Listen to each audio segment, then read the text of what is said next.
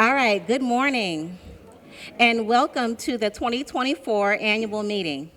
For a whole 2 years now, I have led the Hinds County Economic Development Authority as the executive director.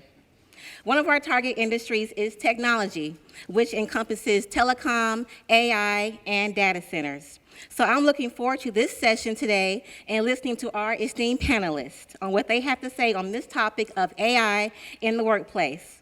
So without further ado, I'd like to introduce the moderator for this panel, Mr. Javier DeRosette. He is a lifelong Mississippian and currently lives in Madison. He is the principal account manager at Microsoft. So please put your hands together for Javier.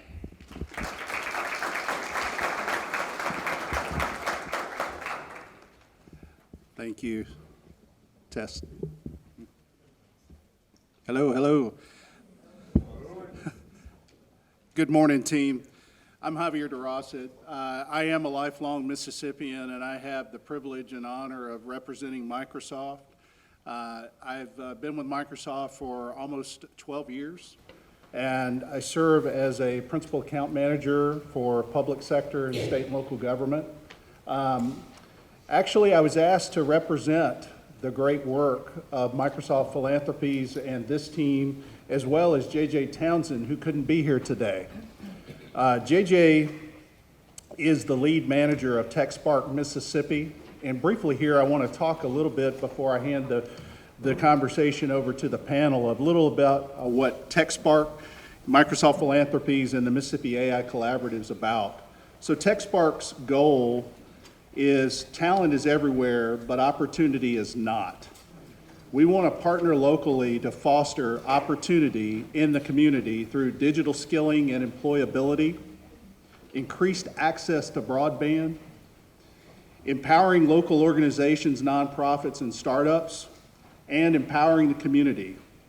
Recently, the Mississippi AI Collaborative was formed with the focus in guiding Mississippi's transition in an AI-powered future that puts people first. The Mississippi AI Collaborative was awarded one of 5 global grants. There were over 600 applications across 93 countries, including India, Nigeria, Greece, Chile, and the United States represented right here in Mississippi. The goal is to develop an AI ecosystem in the state of Mississippi with the approach of being partnerships with K through 12, higher education. An example of that is the JSU apprenticeship program, and empowerment of small businesses. Progress since last July is over 400 participants recently attended an AI-thon program, of which 200 have now been certified and skilled.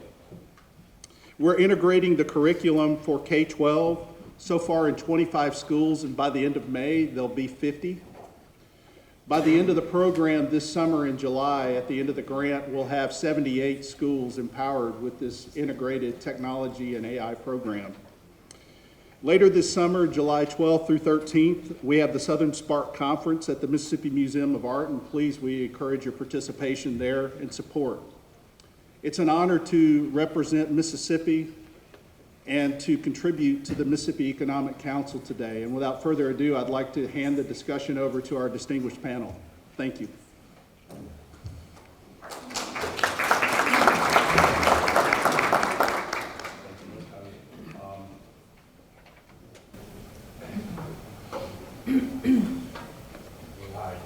It's on, you have to bring it closer. All right. All right, well, my voice carries. So, good morning. My name is David Collins. I'm over at Innovate Mississippi, but I'm also the chair of the Mississippi AI Collaborative, and it's a huge pleasure to be able to speak to you all today. So, the 3 things that we really want to convey to everybody today are, first and foremost, that AI is not magic. It's a lot of hard work and data. And data is important to understanding because bad data in, poor product out. The second thing we want you to all walk away with is an understanding of why we've made the MAIC. It's for all Mississippians. And the fact is that our shared prosperity is directly tied to artificial intelligence. Why, you might ask? It's because our productivity cannot stall. We must keep proceeding. The last piece as well is because I know, frankly, that people in Mississippi, they do their fair share, and Americans really, really, really need to be focused on AI right now. And I know that everybody in this room has had this on our mind, and we want to show you a direct way to make sure that we can incorporate this into the businesses and the economies of Mississippi. So I want to make a brief introduction to the three folks that are our key partners for this iteration of the Mississippi AI Collaborative. First, we have Jackson State University on my left, your right, is Professor Myberg.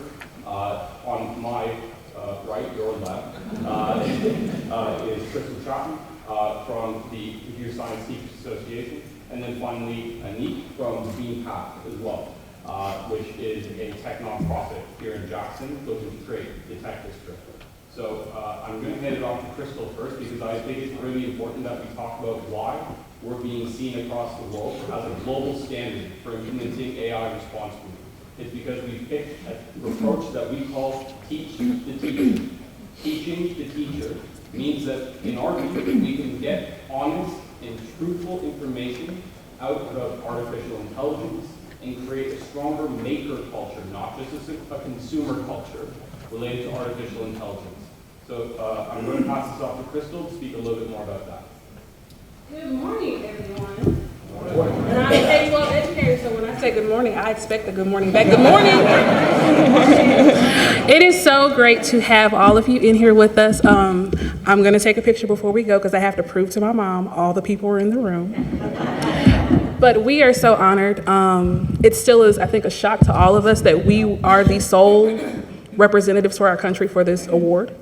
And so we take that very, very seriously. We want to make sure that everyone understands Mississippi is not just Mississippi. We're Mississippi, right? All right, so since I am a K-12 educator, we decided that we're going to start with the definition. Just because there is a lot of discussion about what artificial intelligence actually is. And it gets really gray, it gets confusing. And so we're going to take it all the way back to ninth grade. Y'all remember ninth grade? And so I spent a lot of time in the ninth grade classroom. I love ninth grade students. I love children. I love teaching. And you will tell as we go through this process. So according to the U.S. Department of Ed, artificial intelligence is associations, what is it? Is it algorithms? Yeah, associations based on algorithms, basically, right? So when we're talking about that term feels really clunky. And I want us to talk a little bit about what algorithms are. We've heard about algorithms. They keep saying it on the news, but no one really defines it. I'm here to help. All right, so when we're talking about algorithms, the best way I can define it is your process, your steps, your procedure. You follow algorithms all the time. You're doing one right now. The algorithm you're currently following is the one where you're paying attention. But let's just say in the morning, my algorithm is to get up, check and see if my kids are awake, use the restroom, wash my hands, start my skincare, get dressed, get everyone else out of my house. And I follow this algorithm or process or procedure every single day without fail unless there's an interruption. And we all know what happens when something interrupts our morning algorithm, right? That's getting up on the wrong side of the bed, so on and so forth.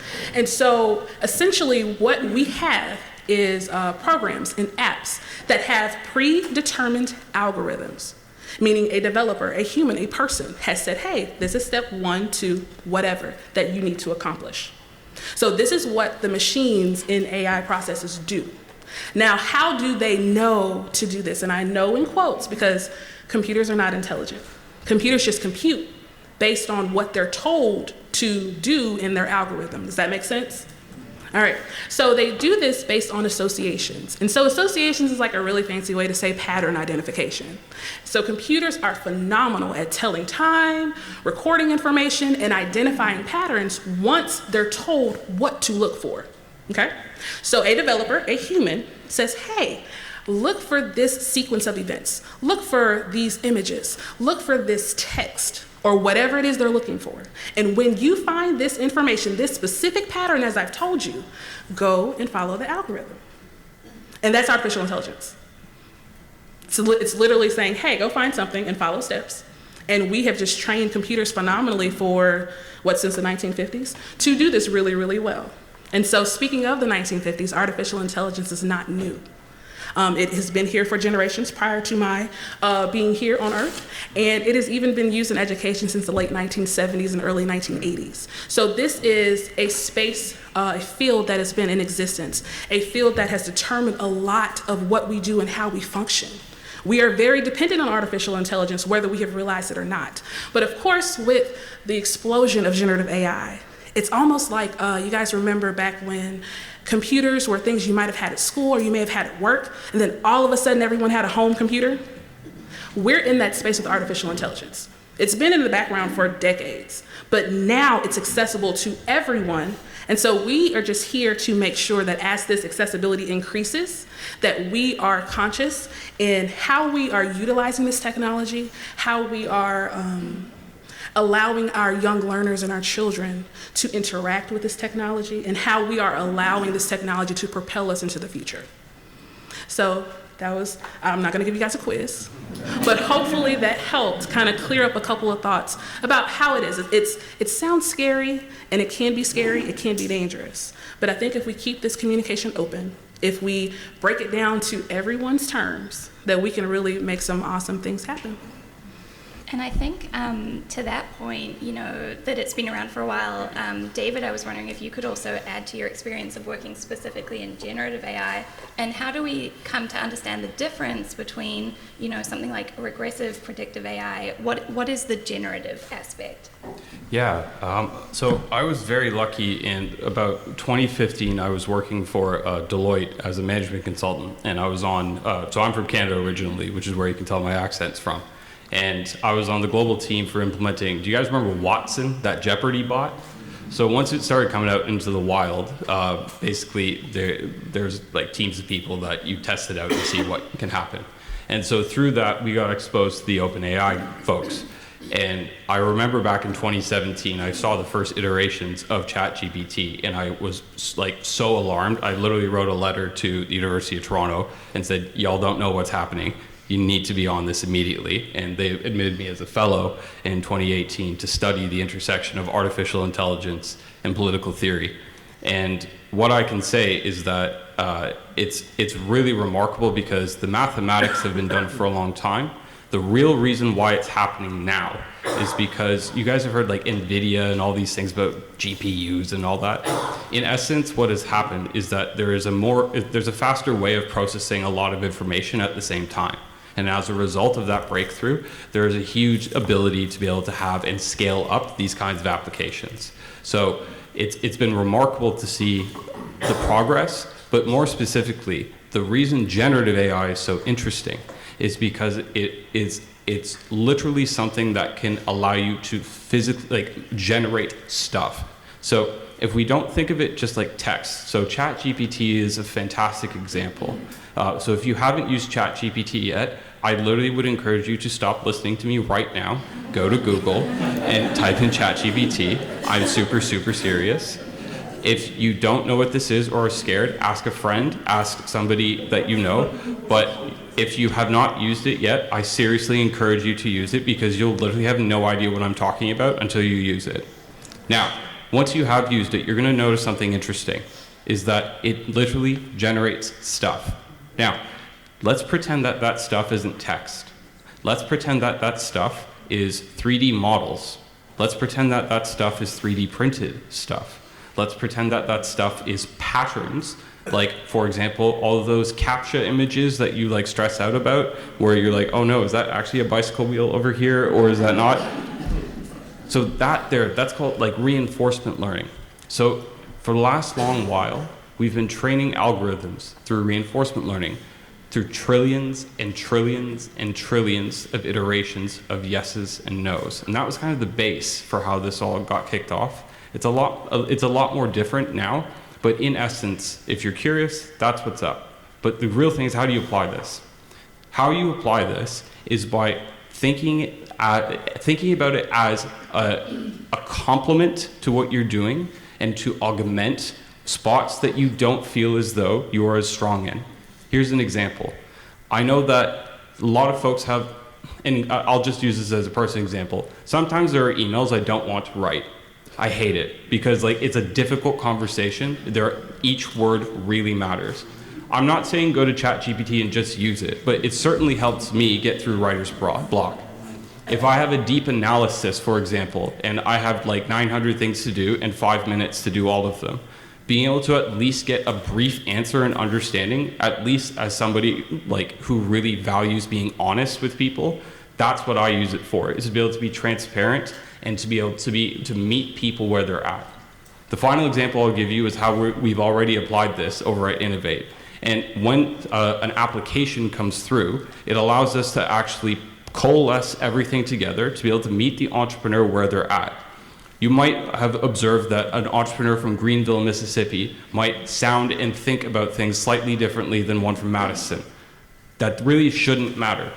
But generative AI being implemented into our business process, what that means is that clarity can be achieved before the meeting. And to us, that's important. That's business critical. But each of you will have your own business critical pieces. So again, what we're here to encourage today is not to go out and use AI. It's to let you know, again, that the Mississippi AI Collaborative, we're looking into, again, how do we build a partnership-based approach to responsibly implement AI by having trustworthy people communicate it truthfully to other people. That's the only way that we think this is going to work, and frankly, our other partners around the world agree with us. That's why we're becoming the global standard for implementation. That's why all the work that we're doing is we keep getting sponsored, and frankly right now Bob is not here because he's in Clarksdale right now because all 16 of our graduates from the Mississippi Coding Academy now have jobs. They're trained in generative AI and they're all graduating with jobs. And now we're going to expand that. So this is happening now, and you can hire Mississippians to build generative AI applications now. This is happening now. I would love to pass this on to an educator who can explain a little bit more about this. Well, I was going to say that actually sounds like a fantastic place to plug one of our programs. We were talking about how, generative AI is for everyone. The Mississippi AI Collaborative, thanks to this grant from data.org, is able to offer a free professional certification in generative AI. So if you go to our website, mississippiai.org, you will be able to register for the Mississippi AI-thon. This is a free LinkedIn certification through Microsoft where you will learn about the fundamentals of generative AI and explore some of the tools like Microsoft Bing and Copilot to learn more about how you can implement that in your daily lives. For any of you who think that that would be beneficial for your employees, we encourage you to sign up, take a look at the program, get in touch with us as well. We're very happy to help you implement that. As of now, we have 580 people participating in this certification. So we're really excited, and again, free for every single resident in Mississippi. Absolutely free. And Anik as well, can you speak possibly to AI Month coming up this May? I can indeed, gosh, yes. So, well basically, May is AI Month. Okay? So if you walk away with nothing else, remember that. Okay. So my touch. So these guys are the experts. Okay. What I and Bean Path bring to the table in this situation is we bring the human touch to it. We are about demystifying AI. It's about demystifying it through fun family activities, through informative talks, through cool AI exposure, through deep techie immersive workshops and conversations, and also with the creative programs and workshops, and again conversations. So for professionals and both hobbyists and just the pure curious. So throughout the month, every week is broken down into a different theme. Each week we have about a minimum of 6 programs from, as I said, fun, interactive stuff, which makes you think, oh, is this AI? Oh, it's not so scary, it's not so bad, it's easy, I can do this. All the way through to hardcore coding. So there's something for everyone. There's a seniors program, there's K-12, the lot.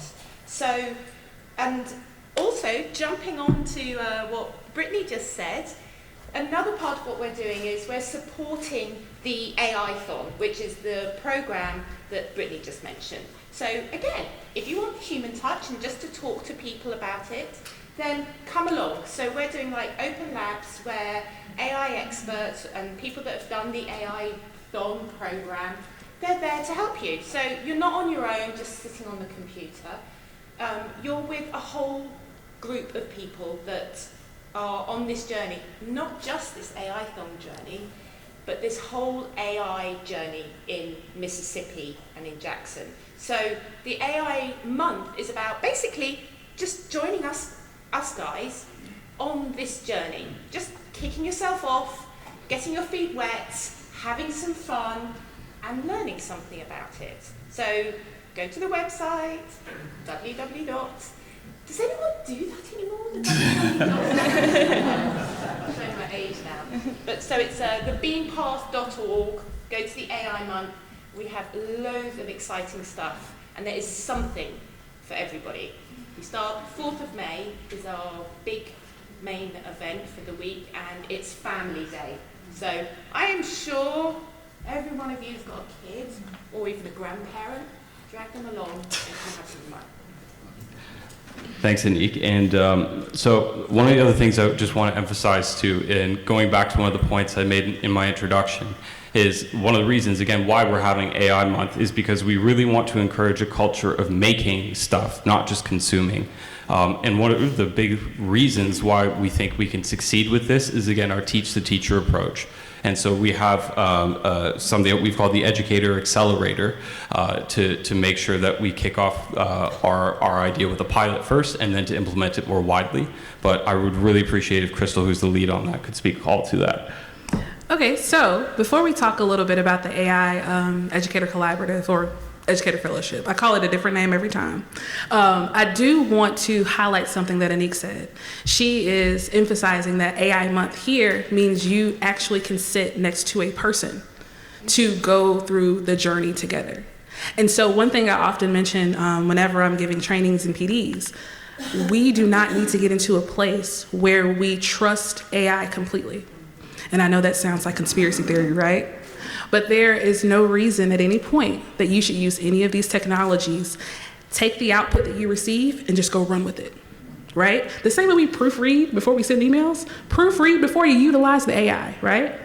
And so the reason why is this, as much as the data that he was mentioning is phenomenal, there are still errors, there are still issues. If you use any chatbot, at the very bottom under the input box, it says, mistakes are possible using this tool, right? And so they're telling you, be careful. There have been news stories where people have gotten in big trouble because sometimes with the amazing ability to give us information in a way that sounds factual, we actually believe it. You know, you believe what you see. And there have been instances where people have gotten reprimanded for citing incorrect laws, for giving policy information that is not true. So just as our warning to you, I always say that humans should have the last hand in technology. And so before you send anything off, even the emails, because I do the same thing, my uncomfortable emails, I will tell you they are almost my introduction emails because I'm not good at those. I haven't done letters of recommendation, but definitely I use them a lot for emailing. I always proofread. Second to that, I will say this. Be mindful of what information you put into these chatbots. Be mindful of the information you put into these chatbots, specifically if you are addressing things related to children. Now, when I go into my educator space, I talk about all of the laws that protect our babies because their data privacy is important. Their private information is absolutely important and we need to protect it at all costs. But I will give you an example. I have a son, he's on the spectrum, autism spectrum, and sometimes when I'm planning his birthday party, his special interest is Super Mario, you know, the video game. Everything in his room is Mario, the bed, the floor, the ceiling, the sheets, the toys, everything is Mario, and it's been this way for years. And so for his birthday this year, guess what the theme is? Super Mario. But hey, after almost 13 years of planning a Mario party, I'm kind of tapped out. right? And so I said, well, what am I going to do this year that's a little bit different? And I said, well, why don't I just use a chatbot? And so instead of saying, my child who is this age on the autism spectrum that loves Mario, yada, yada, yada, giving me ideas, I just dial it back a little bit. I'm looking for a preteen party theme related to Mario. It'll get me my results that I desire, correct? But it also protects my child. And this is what I tell educators as well. There is, I think that one of the most amazing things about the generative aspect is that these tools can pull information from the depths of the internet, right? And some of the depths are good, some of them are dark. But it often gives us an opportunity to get exposed to things we just can't think of on our own. It's only so much we can learn and know, right?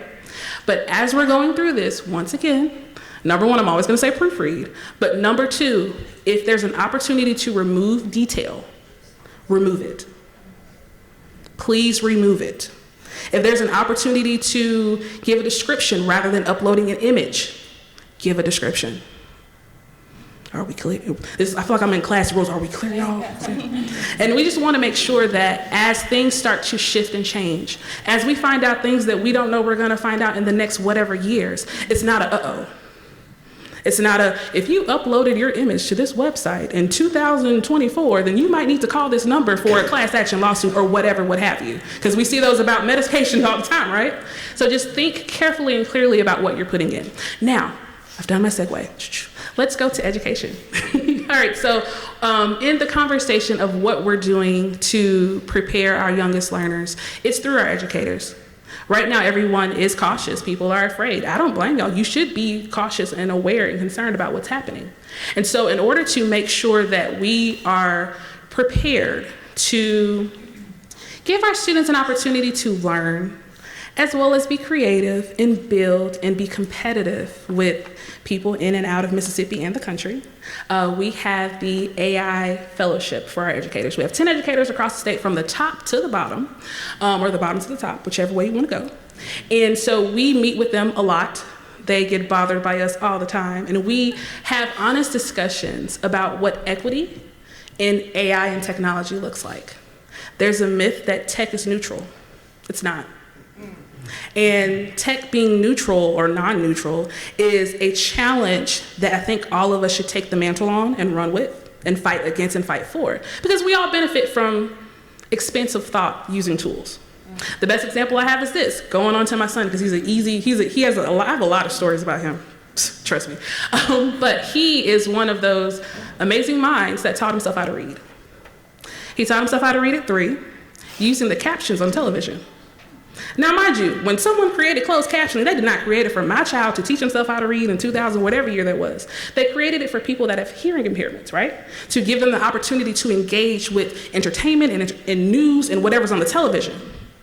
That is a result of an equity focus on technology-based solutions, right? And so I want us to make sure that as we're kind of navigating this space, we're thinking about how we can expand what we are building and what we're creating and how we're teaching. Give our students opportunities to think, yes, you want to build a game using an AI tool. How could this game work for your classmate that may not have the same amount of hand dexterity as you? How can this work for your classmate that may not be able to see colors the same way you see colors, right? And so these type of conversations are the ones that we're having. We're digging deeper than just saying, this is artificial intelligence and this is how it works.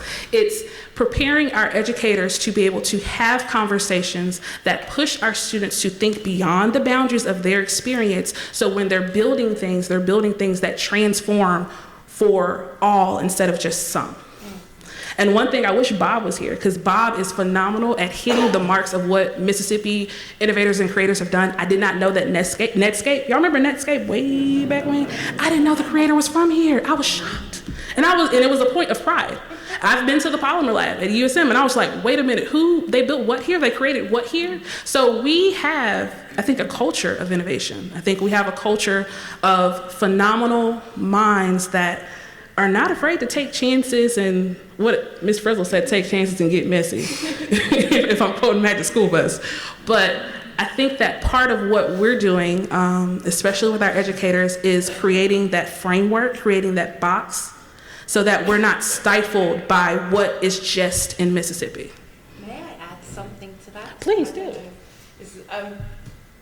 My goodness, you are amazing. There's not much you can ever add to what you say. You just hit She's like the president of my fan club, so I always make sure she sits next to me because she hypes me up. She makes me feel good. I just sit here in awe of her the whole time. Well, in awe of all of these guys. These guys know their stuff. Make it easy on me. Yeah, I'll sit with you over here.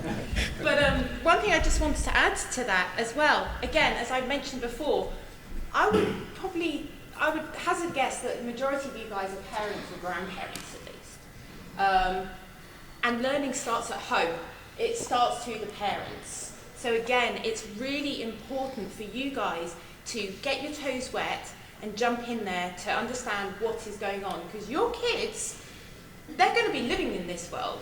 It's just a fact. You can't avoid it. So as Crystal was saying, jump on ChatGPT.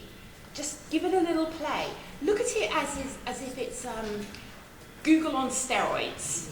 That's my way of looking at it. It's my best friend now, and I'm not a high-level techie like these guys. So jump in yourselves, okay? Don't be scared. Get in there and understand what's happening so that you know that you can take your kids through this journey safely as well.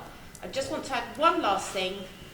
With ethics, etc. So one of the programs, I'm sorry, I'm going to do a plug, but you guys don't know about this, it's a new one and you'll love it. So we've just booked in a company called Pockstock, who they're based in New York, but they're global actually, and they are looking at stock images. So they're looking at diversity in stock images. So they're looking deep into AI and the lack of diversity and why that is and how to solve it, etc. There's quite a few of them doing this now. So come along, if you're interested in the ethics and how this is being addressed on this larger global scale, come along to this chat. I've been speaking to them and it's fascinating. Yes, it's scary, but people are doing stuff about it. And if you are just aware of it, then you're doing stuff about it and you're protecting yourselves and your kids. And I'll add to the Educator Accelerator, we're really thrilled to be working with educators again who are on the ground right now. So one of our fellows actually works with students who are visually impaired. And so her workshop then, each of our educators, the goal is that they will train a further 25 educators. And so what we're hoping to see, again, like Crystal said, across the state from the coast to the Delta to central Mississippi, is 250 educators who have gone through these professional development trainings for how to integrate AI safely and ethically in their classrooms. And again, a big emphasis on things like privacy, FERPA. One of the things you could take away from your businesses that Crystal is mentioning is that aspect of data privacy. We actually encourage you to consider looking at your data privacy policy and updating it for generative AI. So if you have employees who are using ChatGPT and uploading your proprietary information, you should have a policy in place that protects you and your company for that. Another aspect of what we're looking at is through this Educator Accelerator, what does that pipeline of education look like? So from K-12 through to alternative training with the Mississippi Coding Academies, through to college level at Jackson State University. And so the program we have currently there is called the AI Agency. And so we have apprentices who have gone through training in generative AI, and they are actually working with businesses in the local community doing AI consulting. So I'd like to give a shout out to my students, Terry Haygood, Capri Burden, Cayman Russell's on our program as well, Jamal Walker, Jalen Crump. If I've missed anyone, I'm so sorry, Colin Higgins, Brandon Newton. These are students who are computer science majors, often at the graduate level, or graphic designers who specialize in user experience design. If you go to MississippiAI.org, you can read more about the AI Agency. Their services until the end of this grant period are free. They will be on the ground as well during AI Month to offer in-person consultations with businesses. And so again, this is looking at the real-world application in AI. How can it be more effective? And I'd like to pass it over to David to maybe talk more about what are some of the actual apps or implementations that might be beneficial in your business today, right now. Thanks, Brittany. And I know it's coming around 9:30 or so. I know we have some questions I think the audience might ask. So So I'm going to first encourage you to get out your phones because it's about to get fun. 10 minutes. So first and foremost, let's talk about, if you don't have ChatGPT, as I said, go find it ASAP. Second thing, so one interesting fact that folks are working with right now is how do you get truthful responses? The team that I think is best working on that, they're called Perplexity AI. Perplexity AI, what they're trying to do is to connect that Google search idea with trying to identify the most truthful information. The second thing that you would probably really want to know about, the one I'm using right now is called Party Rock. It's from Amazon. It's a text-to-app generator. You heard me right, a full app for free. I learned about this through Dr. Nashley Cephas, who's the lead of the Bean Path and also a literal AI expert, like graduated with her PhD from Georgia Tech in AI and all that crazy stuff. But anyways, Oh wait, I always have to say her accolade. Anyone ever use the Target app, the Amazon app, the Walmart app, any retail app where you access your camera to scan and see if something's in stock? She didn't create it, but she perfected it to where it was monetized. So yes, Mississippi, I told y'all, it's us, we're here. she's fantastic. Yeah. Another one that I've been just recently, I learned about yesterday is called Pico, P-I-C-O, and it allows you to do, again, text to app generator. Think about this, folks, for your business. Like, think about having an extra AI bot to do your work with you. You can do it right now. One other one too, how do you get a website really quickly, online, for free? Text to website, UMSO, UMSO. Check it out. It literally, you can get a website up in 5 minutes for free by just typing out what you want. So, the reason I think this is important is because... Oh, let me throw in 2 more, hold on. Since you're giving out emails, addresses, let me give out 2 more. One for if you struggle with executive functioning skills, meaning I have a list of things to do, I don't know how to prioritize them, I don't know how to break them down, or maybe my head just hurts and I don't want to think about it. A tool is Goblin.tools, Goblin.tools. This is a locally accessed thing, so your data doesn't go into data world. So I sometimes have used it with children, my own children. And then another one, if you're interested in getting your own children started in exploring and investigating, there is a website, it's very long, called Machine Learning for Kids.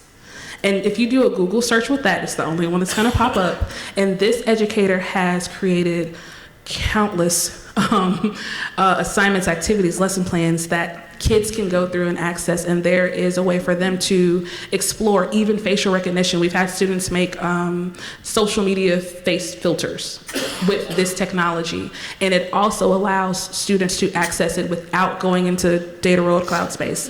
You can do everything locally. So Machine Learning for Kids and Goblin.tools. And if you need help doing walkthroughs of any of these tools, for example, there's a tool called Gamma that is text to PowerPoint presentation. So if you're doing pitches or things like that, that's what the AI agency is there for. You can book an hour with us and we will walk you through these tools so that you can maximize your use of them. I forgot about all those. Yeah, there's a lot of good stuff out there. Ooh, and Gemini. All right, what? Hold up. So, Throwing in the other one. all right, no. Just another chatbot option. No. We're not gonna go Let's close this. So again, the thing we're trying to come away with though today is that what we're trying to encourage is a culture of making, not just consuming. Yeah. So that's the point again that we're trying to drive home here. And so the reason why we have structured the Mississippi AI Collaborative the way it has been is in this iteration at least, because we're looking now to expand because there's been so much really friendly and wonderful interest to keep collaborating with us, and we just weren't really prepared for that, frankly. So we're in the midst of trying to make sure we can accommodate more partnerships as well. But the reason we structured the way that we have is because we want to encourage a culture of making. That's why we've done the Teach the Teacher approach. That's why we are doing the Mississippi AI Summit in July, to make sure that it's really transparent to everybody how it's working and what other folks in the state are up to. It's why we've done the AI-thon to make sure that everybody in the state has free access to understanding generative AI to an extent that it would allow you to be able to actually implement it in your both daily lives and your business. It's why we've done the Mississippi AI Agency, because it's super important to make sure that our students are graduating into an environment where they're technically skilled enough to be able to contribute to our economy. And finally, it's why you can expect us to keep growing and collaborating, because this is our all collective responsibility, and we want to make sure we treat it as such. So with that in mind too, I know we're coming up near time, Javier, so I just would love to make sure we have the opportunity for audience questions. Sure. Before we get there, I always use the phrase, we operate in a safe space in my business. So where all voices are heard, everyone has an opportunity to contribute and to lend their ideas. We've talked about demystifying AI. A lot of you see that as probably just this newfangled technology. It's here to stay. Please embrace it.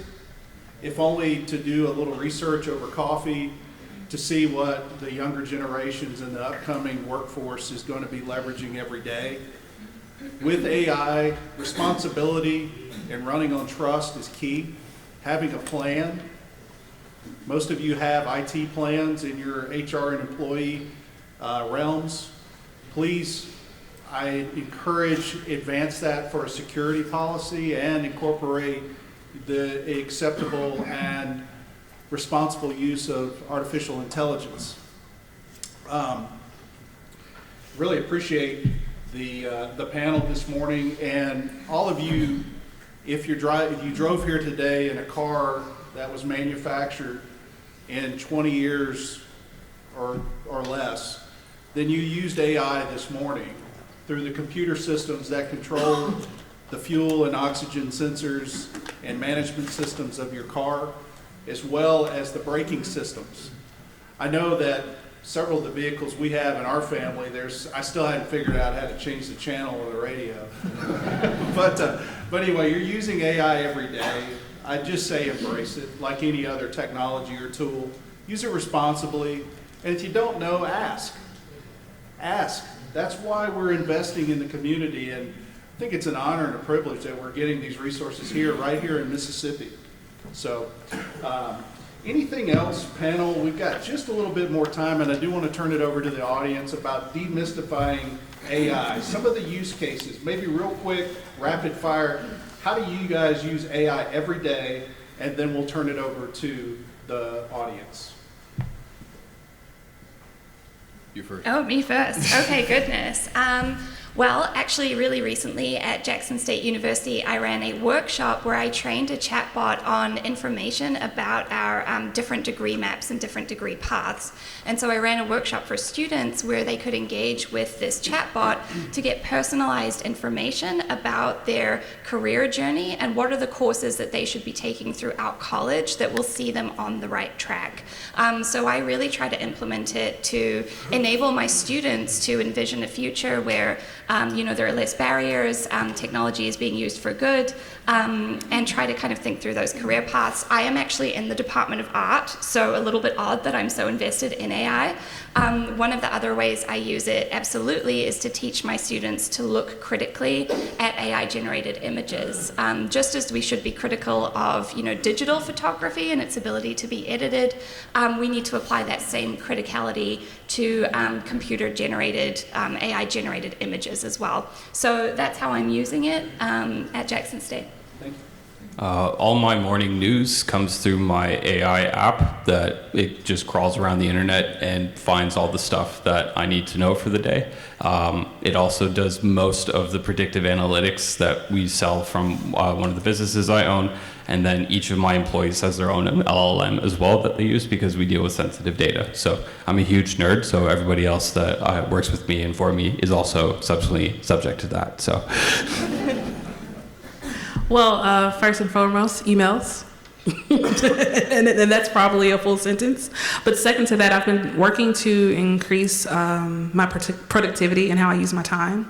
So I went through the chatbot, gave a rough outline of my schedule, some of the things I needed to accomplish as far as general work blocks. And so I recently had an AI-generated schedule for the week that I can consistently recycle and update, with tasks that I need to accomplish. So that was pretty cool.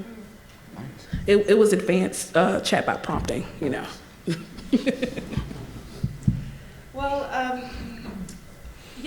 for me, really, it's pretty similar productivity. I think, to be honest, AI enables me to do the job of 5 people. I can't write as fast as ChatGPT. It doesn't write for me, but it's like having somebody to brainstorm. It's like having this other brain with me all the time. I can do quick brainstorming with, give me a whole load of ideas, and I tweak them. So that's why I can do the job of 5 people because of AI. In my day, I had probably anywhere from 7 to 10 meetings with various other constituents and teams. And were you leveraging Microsoft Teams? I use Copilot and Teams transcription service to intelligently collapse all of the notes to where I can provide a recap very efficiently. And I'm not spending probably 2 and 3 hours every evening with going back, reviewing notes, and then sending those recaps out.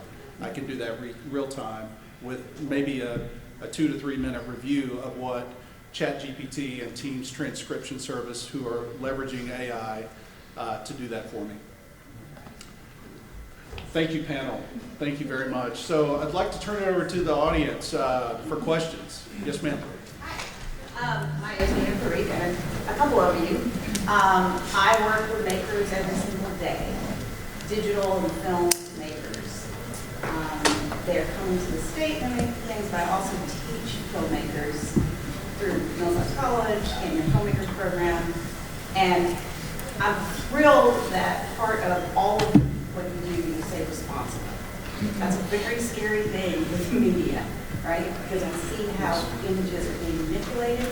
And I want to teach my students what tools are out there, what they need to be looking for. And I'm already teaching like responsibility in terms of like what media is manipulative.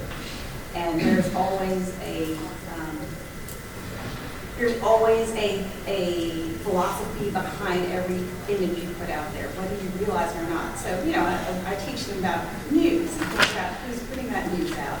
In the same way, now we're getting into AI, and so I want to be, as a teacher, I want to be educated to be able to tell them what AI is supposed to drive. Are any of you working with, are any of your programs incorporating video and digital media where I can learn, my students can learn, but also general filmmakers in our state can learn what the tools are, how to use them responsibly, how to recognize what makes them generative? The short answer is no, but we are again. The long answer sounds like we're starting a partnership. But yeah, that's what I was gonna say. That's what we are looking to for our next iteration, to start building up those partnerships. That's again, it was a little bit unexpected that like out of 600 applicants in the world that we won, that was like whoa. And then now we're also the global standard with Teach the Teacher is also a tad bit of a surprise.